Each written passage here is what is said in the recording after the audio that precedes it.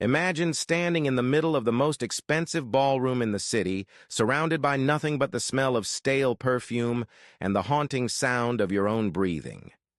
Just 24 hours ago, this marble floor was shaking from the weight of 1,000 people, all screaming your name like you were a god. Julian was the king of the night. He spent over $500,000 on a single weekend just to feel like he finally belonged. He bought the finest vintage cognac, imported tens of thousands of white roses from overseas, and made sure every single glass stayed full until the sun came up. He thought he was building an empire of friends, but he was actually just paying for a temporary audience. Here is the terrifying truth about gold. It does not buy loyalty. It only buys a crowd of professional strangers. When the bank accounts finally hit zero on that Tuesday afternoon, the music did not just fade away. It snapped like a dry bone.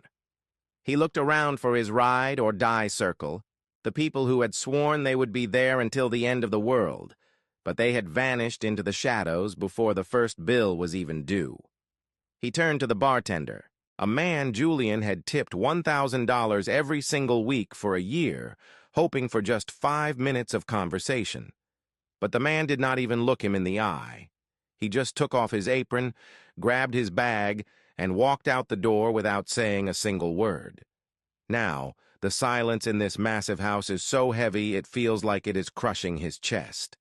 The silk curtains are already gathering dust, and the golden chandeliers look like skeletons hanging from the ceiling. You see, the most expensive thing you can possibly buy is the attention of people who do not care if you live or die. He traded his entire future for a room full of ghosts who were only there for the free drinks. If you want to know who is really on your team, wait for the lights to go out and see who stays in the dark with you. Most people are not your friends.